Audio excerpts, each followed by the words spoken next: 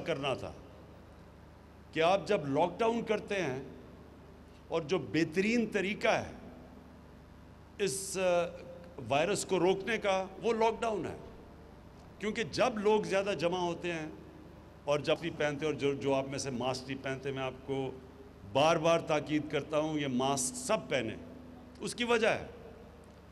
وجہ یہ ہے کہ اللہ نے ہمارے پہ بڑا کرم کیا۔ جو پہلے ویو کے اندر پاکستان جس طرح کرونا وائرس سے نکلا ہے، ہماری کوشش تھی، عوام نے ہمارے ساتھ پوری طرح تعاون کیا، اور پھر اللہ کا کرم ہوا کہ ہم آج جو نکلے ہیں، جس طرح حماد نے کہا، WHO نے کوئی 7 ملک بتائے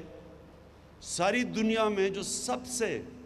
بہترین طریقے سے کرونا وائرس سے جنہوں نے نیگوشیٹ کیا، نیویگیٹ کیا، کہ اپنے لوگوں کا روزگار بھی بچایا، اپنی بزنسز بھی بچائیں، اور لوگوں کو کرونا سے بھی بچا لیا۔ یہ بڑا مشکل کام تھا، کیونکہ بار بار تاکید ہو رہی تھی کہ ہمیں لاک ڈاؤن کرنا چاہیے، اور افسوس سے کہنا پڑتا ہے کہ وہی اپوزیشن جو میرے اوپر تنقید کر رہی تھی کہ میں پوری طرح لاک ڈاؤن نہیں کر رہا، اور ہندوستان کی مثال دیتی تھی کہ نریندر موڈی نے دیکھیں کتنا زبردست ہندوستان میں لاک ڈاؤن کیا، وہی آج جلسے جلوس کرتے پھرتے ہیں جبکہ کرونا کے کیسز بڑھ رہے ہیں، اور ہم بار بار لوگوں کو کہہ رہے ہیں کہ یہ سردیاں اگر ہم نے یہ صحیح معنی میں احتیاط نہ کی، یہ سردیاں بڑی مشکل ہمارے لیے ہوں گی۔ جس طرح ساری دنیا میں آپ دیکھ لیں، امریکہ کے اندر آج ہر 4 دنوں میں اتنے لوگ کرونا سے مرتے ہیں جتنے ابھی تک 7 مہینے میں ہمارے اللہ کا شکر ہے نہیں مرے، یعنی اتنی تیزی سے وہاں پھیل رہی ہے۔ اور کیلیفورنیا میں پورا لاک ڈاؤن کیا ہوا ہے انہوں نے، انگلینڈ کے اندر انہوں نے بڑے سٹرکٹ لاک ڈاؤن کیا ہوا ہے، اٹلی میں کیا ہوا ہے۔ تو ہم ابھی سے اگر احتیاط کریں جس طرح ہم نے پہلے کی تھی، تو یہ سردیوں میں ہم اپنے ملک کو بچا سکتے ہیں، اپنی انڈسٹری کو بھی بچا سکتے ہیں، اور اپنے لوگوں کو بھی بچا سکتے ہیں۔ تو اس لیے میں آپ سب کو بار بار تاکید کروں گا کہ سب سے آسان طریقہ اس وائرس کو روکنے کا یہ ماسک ہے۔ اچھا، میں پھر سے اب جو حماد نے باتیں کی میں اس سے آگے جاتا ہوں۔ دونوں منسٹرز حماد اظہر اور رزاق داؤد، انہوں نے بڑا زبردست بزنس کمیونٹی کے ساتھ انٹریکشن رکھا ہے، مسلسل یہ ان سے انٹریکٹ کرتے ہیں، پوری مجھے فیڈ بیک دیتے ہیں، جو بھی بزنس کمیونٹی کے پرابلمز ہیں وہ ہمیں بتاتے ہیں، اور ہماری پوری کوشش ہے کہ بزنس کمیونٹی کو پورا انکریج کیا جائے تاکہ پاکستان میں پھر سے انڈسٹریلائزیشن شروع ہو۔ آج سے 50 سال پہلے 60s کی دہائی میں پاکستان نے سب خطے میں سب سے تیزی سے انڈسٹریلائز کر رہا تھا۔ ہماری جو انڈسٹریل پروڈکشن تھی وہ کئی ایشین ٹائیگرز کی ملا کے پاکستان کی ان سے زیادہ تھی،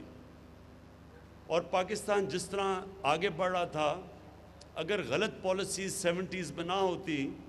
تو پاکستان کی انڈسٹری کہاں سے کہاں پہنچ جاتی۔ لیکن بدقسمتی سے جو پالیسیز تھی وہ اینٹی بزنس اور اینٹی انڈسٹری تھی۔ یہ اس کے بعد اب یہ پہلی آپ کے سامنے گورنمنٹ آئی ہے جس کی اب پالیسی ہے پاکستان کو انڈسٹریلائز کرنا، جس کی اب پالیسی ہے کہ ہم نے اپنی بزنس کمیونٹی کو انسینٹیوز دینے ہیں، ان کی رکاوٹیں ختم کرنی ہیں، ان کے لیے جو فریز یوز کیا جاتا ہے ایز آف ڈوئنگ بزنس، ان کے لیے ہم نے کرنی ہے تاکہ انویسٹمنٹ بڑھے۔ اور یہ ہم نے کیوں کرنی ہے؟ کیونکہ میری گورنمنٹ کا جو سب سے بڑا مقصد ہے وہ یہ ہے کہ اس ملک میں غربت کم کی جائے، لوگوں کو غربت سے نکالا جائے، جو نچلا طبقہ اس وقت ہے اس کو اوپر اٹھایا جائے، اور جو علاقے پیچھے رہ گئے ہیں، جو بھی پاکستان میں علاقے پیچھے رہ گئے ہیں ان کے اوپر خاص توجہ دی جائے۔ مثلا جی بی ہے، گلگت بلتستان پیچھے رہ گیا، ہمارا جو فاٹا ہے، جو مرج ڈسٹرکٹس ہیں، جو پرانا قبائلی علاقہ ہے وہ پیچھے رہ گیا، بلوچستان پیچھے رہ گیا، پنجاب کی جو ڈسٹرکٹس ہیں، جو چیف منسٹر کی ڈسٹرکٹ ہے ڈی جی خان، اور اس پہ ان کا جو علاقہ قبائلی علاقہ ڈی جی خان کا، وہ سب سے پیچھے رہ گیا۔ تو سب سے پہلے تو جو ڈیولپمنٹ ہو وہ ہمیشہ انکلوسیو ہوتی ہے۔ کبھی بھی ایک چھوٹے سے علاقے کو آپ ڈیولپ کر لیں اور باقی ملک پیچھے رہ جائے، وہ ملک ترقی نہیں کر سکتا، اور وہ بھی ملک ترقی نہیں کر سکتا جدھر ایک چھوٹا سا طبقہ امیر ہو جائے اور باقی لوگ غریب ہو جائیں۔ سو جو ڈیولپمنٹ ہوتی ہے وہ انکلوسیو ہوتی ہے۔ اس کے لیے جو ہمارے سامنے ماڈرن ایرا کے اندر جو ماڈل ہے وہ ہے چائنا کا۔ چائنا نے جو 30 سال میں کیا ہے، انہوں نے اپنے نچلے طبقے کو اوپر اٹھا کے ایک اکنامک جائنٹ بن گیا۔ 70 کروڑ لوگوں کو 30 سال میں 35 سال میں انہوں نے غربت سے نکالا ہے۔ تو کانسنٹریٹ کیا، اب جو علاقے پیچھے رہ گئے ان کو وہ مدد کر رہے ہیں۔ جو سی پیک کا اصل ایک اور بہت بڑی وجہ یہ ہے کہ وہ اپنا جو ویسٹرن چائنا ہے جو پیچھے رہ گیا ہے اس کو کنیکٹ کرنا چاہتے ہیں، اس کی کنیکٹیوٹی سمندر سے دینا چاہتے ہیں، ٹریڈ کنیکٹ ہو تاکہ گوادر کے ذریعے وہ بھی وہ ان کے لیے اپنا سامان آسان ہو بیچنے کا دنیا کو، تو وہ اس کو ڈیولپ کرنا چاہتے ہیں۔ ایک یہ وجہ سی پیک کی۔ تو ہم نے بھی اب پوری کوشش کرنی ہے کہ اپنے وہ جو علاقے پیچھے رہ گئے ہیں، جدھر احساس محرومی بڑھتی جا رہی ہے، ان کو اوپر اٹھائیں، اور اپنے جو غریب لوگ ہیں، جو کمزور لوگ ہیں، ان کے لیے پوری اب جو پالیسیز بنائیں، جس میں احساس پروگرام پاکستان کی تاریخ کا سب سے بڑا پروگرام ہے۔ ان حالات کے اندر بھی جب ہم پیسہ خرچ کر رہے ہیں کہ نچلے طبقے کی مدد کریں اوپر آنے کے لیے، لیکن اس سب کے لیے ویلتھ کریشن کی ضرورت ہے۔ جب تک ہماری ملک کی دولت نہیں بڑھے گی، ہم غربت لوگوں کو نہیں نکال سکتے۔ جو چائنا نے بھی یہ کیا، انہوں نے ساتھ ساتھ انڈسٹریلائز کیا، اسپیشل اکنامک زونز ڈیولپ کیے، ایکسپورٹ زونز، باہر سے انہوں نے ساری دنیا سے انویسٹمنٹ اٹریکٹ کی ان زونز کے اندر۔ ادھر انہوں نے پھر پہلے باہر کی کمپنیز یہاں کے انویسٹ کیا، پھر چائنیز کمپنی اوپر آنی شروع ہو گئی۔ تو ان کو انڈسٹریلائزیشن کر کے اور سب سے زیادہ ایمفسس ایکسپورٹس پہ دے کے، آج چائنا میرے نہیں خیال میں جس طرح وہ ترقی کر رہا ہے اس کو دنیا میں کوئی ملک روک سکتا ہے اب۔ تو پاکستان کے لیے یہی ماڈل ہم اپنانا چاہتے ہیں۔ ہماری کوشش ہے کہ اب جس طرح سیالکوٹ کی انڈسٹری کی ہم پوری مدد کریں، ہر قسم کی آپ کو فیسلٹی دیں، جتنی آپ انڈسٹریلائز کریں گے سیالکوٹ کا تو فائدہ ہوگا، سارے پاکستان کا فائدہ کریں گے۔ جتنی آپ کی ایکسپورٹس بڑھے گی، پاکستان کا جو سب سے بڑا پرابلم ہے، ہمارے فورن ایکسچینج ریزروز نہیں ہیں۔ یہ جو ہم جب آئے شروع میں تو ہمارے پاس تو پیسہ ہی نہیں تھا، ہم پوری طرح جو ہماری لائبلٹیز تھی باہر کی، ہمارے پاس پیسہ نہیں تھا وہ ان کو پیمنٹس کرنے کا، کئی چیزوں پہ ہم ڈیفالٹ کر رہے تھے۔ اور یہ ہمارے پاس مسلسل پاکستان کا پرابلم آتا ہے ہماری 70 سالہ تاریخ میں، کہ جیسے ہی ہماری گروتھ بڑھنی شروع ہوتی ہے، ہمارا کرنٹ اکاؤنٹ ڈیفیسٹ بڑھنا شروع ہو جاتا ہے۔ ہم دنیا کو ایکسپورٹ کرتے بہت کم ہے اور امپورٹ زیادہ کرتے ہیں، تو وہ جیسے جیسے کرنٹ اکاؤنٹ ڈیفیسٹ بڑھتا ہے، روپے پہ پریشر پڑنا شروع ہو جاتا ہے، اور روپے پہ پریشر پڑتا ہے، جب روپیہ گرتا ہے تو سب سے بڑا اس کا پرابلم ہوتا ہے مہنگائی آ جاتی ہے پاکستان میں، ساری چیزیں مہنگی ہو جاتی ہیں۔ تو ہمارا جو امپورٹنٹ چیز ہے سارے ملک کو ریئلائز کرنا ہے کہ ہم نے اپنی ایکسپورٹس بڑھانی ہے، اور ایکسپورٹس کے لیے یہ ملک کی ضرورت ہے کہ ہم سیالکوٹ کی مدد کریں۔ اور سیالکوٹ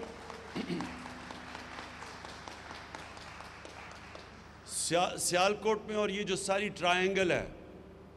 گجرانوالہ، گجرات، وزیر آباد، سیالکوٹ، یہ سارا جو علاقہ ہے، یہ ایک تو ایکسپورٹس کے لیے ہمارے لیے سب سے بہترین علاقہ ہے جس کی اگر ہم مدد کریں، یہ اور کراچی اور فیصل آباد، یہ سب سے بہتر ہمارے لیے کہ اگر ہم ان کی مدد کریں گے تو ملک کا فائدہ ہوگا، ایکسپورٹس بڑھیں گی۔ اور دوسری چیز کہ اسمال اور میڈیم انڈسٹری سب سے زیادہ روزگار دیتی ہے ملک میں۔ ہمارا یہ بھی بہت بڑا مسئلہ ہے، ہمارے پاس ایک نوجوان آبادی ہے اور ہمیں مسلسل ان کے لیے نوکریاں کریٹ کرنی ہیں، اور وہ نوکریاں انڈسٹری سے ہوتی ہیں، اور خاص طور پہ اسمال اور میڈیم انڈسٹری۔ اس کے لیے میں آپ کو صرف یہ آج بتا دوں کہ حماد اظہر اس کو ہیڈ کر رہے ہیں، اور اب میں پرائم منسٹر آفس کے نیچے ہماری اب پوری کوشش ہے کہ جو مشکلات، رکاوٹیں اسمال اور میڈیم انڈسٹری کو ہیں، وہ اب پرائم منسٹر کا آفس اور اس کے نیچے یہ حماد پوری ٹاسک فورس، پوری کوشش یہ ہے کہ اب ہم رکاوٹیں ان کی دور کریں، آسانیاں پیدا کریں اپنے اسمال اور میڈیم انڈسٹری کے لیے۔ اور میں جو آج اناؤنس بھی کروں گا بعد میں، جو ہماری اگلی فنکشن ہے، کہ یہاں ہم ایک state of the art university بنا رہے ہیں۔ ایک ہم نے بنائی تھی جو ہماری گورنمنٹ کی، یہ پختونخوا میں جب ہماری گورنمنٹ تھی، بہت بڑی اچیومنٹ ہے۔ ہری پور میں ہم نے ایک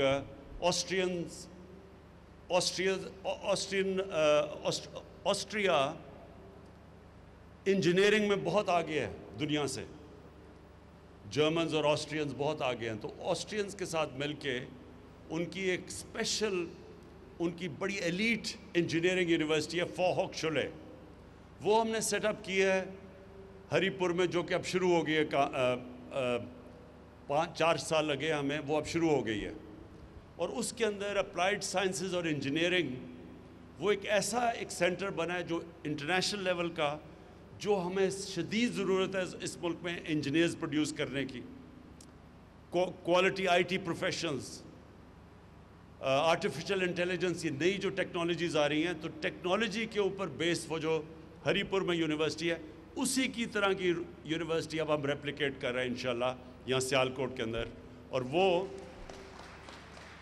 وہ آپ کی سارا جو یہ انڈسٹریلائزیشن کی مدد کرے گی، یہ کوالٹی انٹرنیشنل سٹینڈرڈ کی اپلائیڈ سائنسز اور انجینئرنگ کی یونیورسٹی اور ٹیکنالوجی کی یونیورسٹی۔ تو آخر میں صرف آپ کو ایک چیز اشور کرنا چاہتا ہوں، یہ جو میں آپ کے پاس آیا ہوں اور آپ کو کہہ رہا ہوں کہ پوری طرح اپنی انڈسٹری کی ہم مدد کریں گے، اور سیالکوٹ کی وہ بزنس کمیونٹی جس میں وائبرنسی ایسی ہے کہ وہ اپنی سڑکیں بھی بنا لیتے ہیں، اپنے ایئرپورٹ بھی، اب اپنی ایئر لائن بھی بنا لی ہے، ان کی اب ہم آپ کی پوری طرح مدد کریں گے، ہر طرح آپ کی مدد ہوگی کانسٹنٹلی آپ سے۔ ابھی میں نے 2 ہفتے کے بعد آپ سے مل رہا ہوں، اس سے پہلے آپ نے حماد کو اور رزاق داؤد کو بتانا ہے کہ کیا کیا آپ کے ایشوز ہیں، وہ ہم آپ کو جو میرے سے میٹنگ ہوگی انشاءاللہ، اس میٹنگ میں بیٹھ کے سارے آپ کے ایشوز جو ایف بی آر سے ہیں، جو اسٹیٹ بینک آف پاکستان سے ہیں، جو یوٹیلیٹی کمپنیز سے ہیں،